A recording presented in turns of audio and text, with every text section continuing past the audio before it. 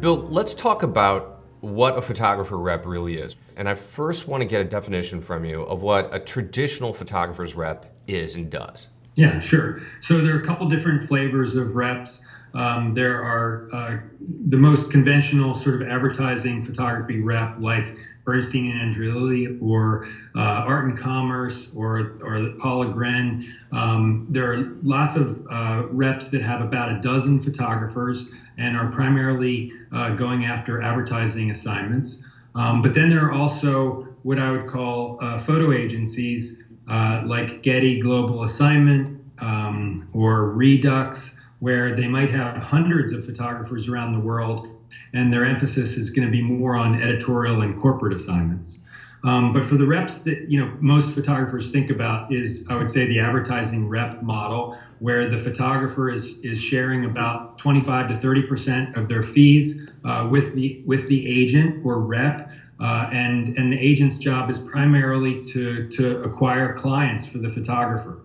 And so that's a fairly deep relationship, compared to Wonderful Machine with 600 photographers. If you're an agent with 10 or 12 photographers, you're going to have a fairly intimate relationship with each of your photographers. You're going to have hand selected those photographers for their skills and their experience. And you're going to work closely with each photographer to develop a plan of building their career and connecting with them with the right clients, and cultivating a relationship where it's clear who's going to do what.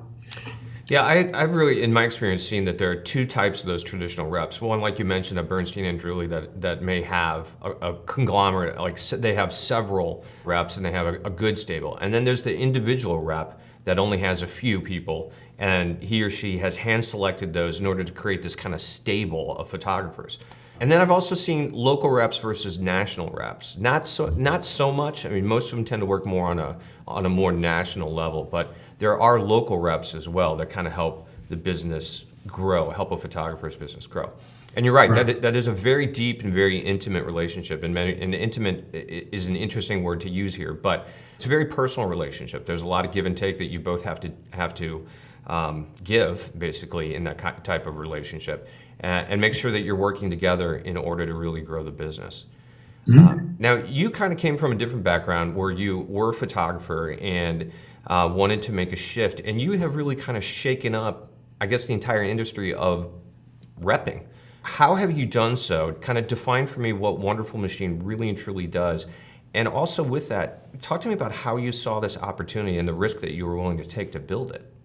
Yeah. So the way the business started out as a cooperative of photographers, because I in my own photography business, because I was a commercial and editorial photographer for 25 years, I would frequently photograph lawyers at law firms or doctors in medical practices, or accountants in accounting firms, and think to myself, well, why can't photographers come together like this in a professional practice and collaborate to share facilities and share staff and share marketing, share equipment, share supplies? And so I put together a small group of photographers in Philadelphia, and we were modestly successful for a couple of years. And then I sort of pivoted, because once we created the Wonderful Machine brand, we started having photographers actually come to us. And initially I pushed them away, saying you'd have to move to Philadelphia to join us.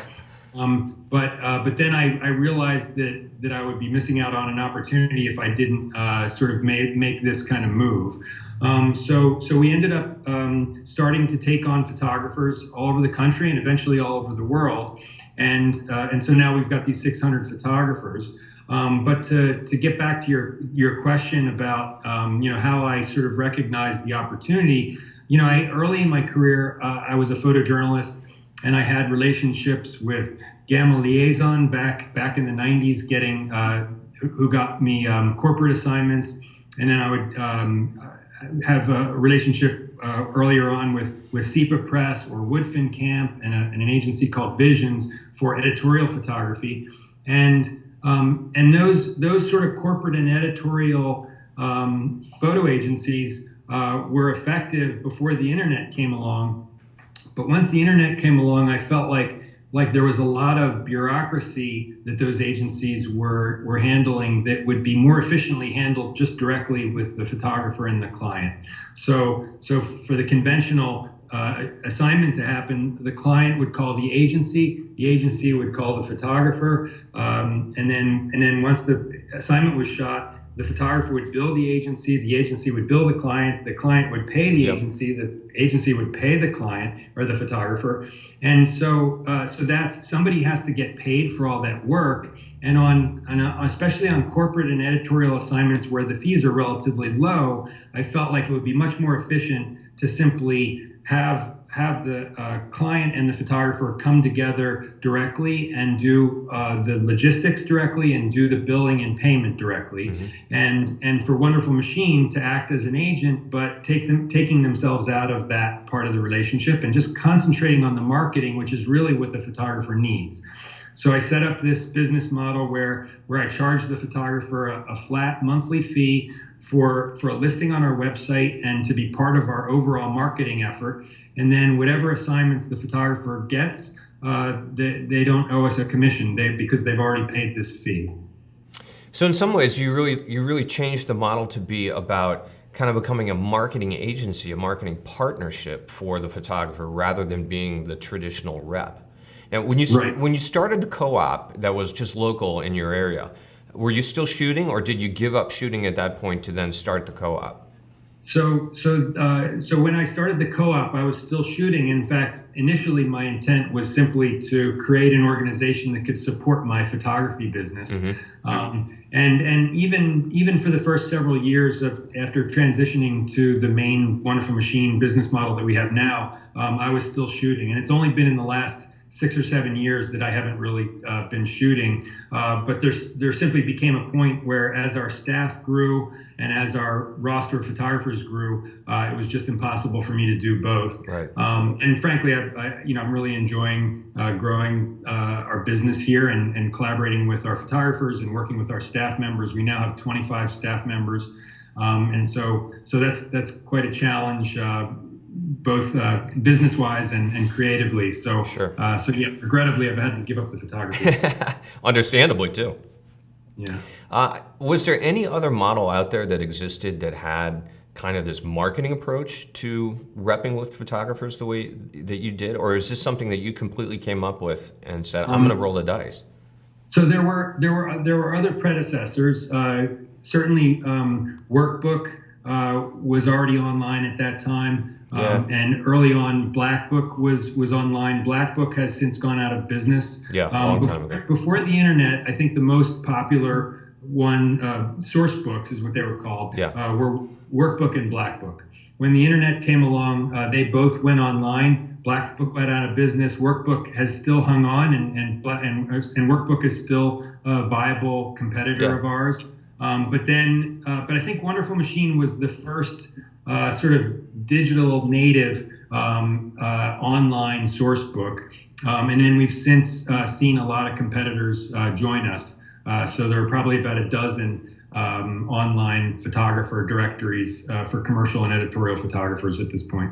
I think it's interesting that you compare yourself and find yourself competing with Workbook. I guess in my mind, and maybe it's because I started with Workbook, 25 years ago or something, and had been in there for so long, I viewed them really kind of more just as a source book and not a marketing partner. And I know that they have expanded and they do direct mail and they have Yodellist and they have other ancillary services now that kind of feed it. But I view you very differently. I view you as this kind of marketing partnership that has a consortium of photographers that is marketing photographers in a very different way. Because Workbook will help you select images and they'll help you kind of put your best foot forward, so to speak. And you do have the online gallery, but I don't think it's the same kind of overview or holistic view that you get of a photographer's style as they do with you. Well, certainly we have been very assertive about expanding on other services more than any of our other competitors. So we offer a full suite of consulting services, including helping photographers curate pictures for their website and their print portfolio. We've got designers who can design logos or build websites or build email promotions or print promotions. We've got marketing specialists who can build lists of clients for photographers or create marketing plans. And of course, we're probably best known for our estimating services, and we produce a lot of photo shoots as well. So we've intentionally grown the business around all the different needs that photographers have, and so that's I think you're right. We do sort of in a way compete with not only the directories out there, but with a lot of agents as well, because we provide all the same services that an agent does. We just have a slightly different business model. Let's talk about the estimating portion for just a moment. How many of the photographers that you work with, of that 600, are using your estimating services routinely? Yeah, I would say probably a quarter of our photographers are routinely coming to us for estimates. Not every photographer, not every one of those, say, 150 photographers who use us routinely for estimates are going to come to us with every project. Many of our photographers are comfortable doing all sorts of estimates. I think mostly photographers come to us when it's a project that they're a little bit unfamiliar with. Since we do so many different estimates for so many different types of clients and so many different types of photographers, we're good at sort of understanding how to quote all kinds of projects, and including into video projects as well. So photographers come to us when they're not quite sure how to structure an estimate or what to charge. I'm actually surprised the number isn't higher, because I do think that estimating can be very difficult for a lot of photographers. I mean, pricing is always a difficult issue, and a lot of photographers are very unsure of when to raise their prices and how to actually price. And I've had reps in the past where they handled all the estimating, and I've had reps where I handled all the estimating and I gave it to them, and then we kind of walked through it. But it's a very, very difficult thing. So do you guys, when you're working with your photographers, are you spending time with them talking about how to raise their prices, when to raise their prices, and helping them along with understanding all the components that go into the estimate? Yeah, absolutely. One of the things that I experienced as a photographer myself on the rare occasions that I hired a consultant to help me with my portfolio or help with an estimate is I always felt that they were just sort of handing the result to me without helping me understand the process. And so baked into all of our consulting projects is sort of an educational component. So there are times when photographers will just call us to understand the estimating process better. And the way we structure our pricing is that we're mostly just charging by the hour. And so our producers have relationships with, in fact, all of our consultants have relationships with photographers that's partly about accomplishing some particular project. But there's baked into all these relationships is sort of an ongoing conversation about how to think how to think more clearly about whatever it is that they're doing, whether we're helping somebody with an edit or helping somebody with an estimate. We make a point of educating the photographer as best we can along the way. I want to talk more about that relationship with reps in just a minute. But I also, before we get there, I just want to ask you about the changes that you've seen in the business since you started Wonderful Machine. One, I'm kind of curious to see if you had resistance to people saying, I got to pay you a flat fee every month. How's this going to work? And then what have you seen in the 12 years that has changed since Wonderful Machine started? Yeah, so in terms of the idea of a flat fee, yes, we frequently have photographers come to us and say, hey, can't I just pay you a percentage of the jobs I get through you? And I say, well, there's 1,000 agents out there who would be happy to work with you under those circumstances. Since we work with 600 photographers, we kind of have to sort of have the same business relationship with each photographer in order to create an efficient process. So at the moment, we're not really offering a commission-based fee structure. We simply charge each photographer a flat monthly fee, and then we include them in our overall marketing effort. And we work hard, all 20 of us work hard every day to promote those photographers. In terms of the changes I've seen in the last 10 or 12 years that we've been running Wonderful Machine, certainly the biggest change is Instagram and social media in general. And I think in terms of how that's impacted commercial and editorial photographers, is that a lot of publications have gone out of business. A a lot of publications that are still in business are paying less than they did 10 years ago. Yeah. I personally did a lot, a big part of my career I was working with publications. And what I'm seeing is that even 15 years ago, photographers were making more money than they're making now with publications. And so, but however, I think there's been, along with this growth in Instagram and social media, there's a tremendous demand for content, both still photographs and video.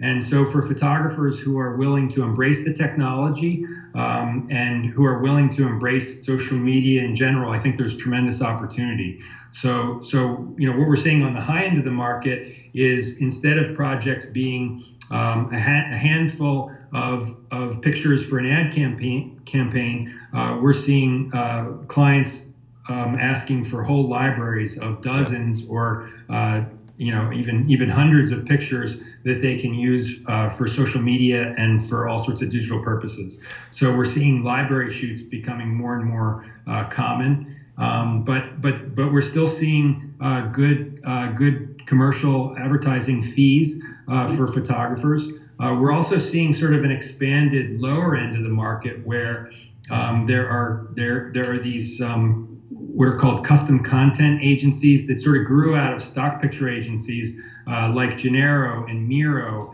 and even Kodak is in the business with a company Kodakit, and there's Blink Media, and there are all these sort of production companies who are sort of offering commercial photo shoot production at scale. Some of them are claiming to have tens of thousands or even millions of photographers at their disposal, so that when a client comes to them, they can very quickly provide photographers in hundreds of locations and producing thousands of pictures at a very low cost. So so this is almost like an Uberization of the photo business. Something I never thought would happen, that photographers would become an Uber app effectively. That's sort of what it's looking like to me. So in some ways, the middle of the market is getting squeezed. But in other ways, there's sort of more opportunities. Certainly, there's more creative opportunities for photographers, with respect to the new technology with GoPros and drones and low weight and low and cool LED continuous lighting and YouTube tutorials where any photographer can learn how to be a photographer on their own. They don't even have to go to college anymore to be a photographer. So there's tremendous sort of creative opportunity, but there's certainly more competition as a result as well. But on the other hand, the clients have an increasing demand for these images, and if you're a photographer who can sort of understand how to create pictures that are going to, present a client in a favorable light on social media, you can do very well. That's a lot of valuable information. I think your assessment is spot on, particularly in kind of the evolution of the business. That term library has come to be very prevalent. I'm getting a lot of requests from my clients as well. The idea of print campaigns has in many ways eased to having that idea of a library of images.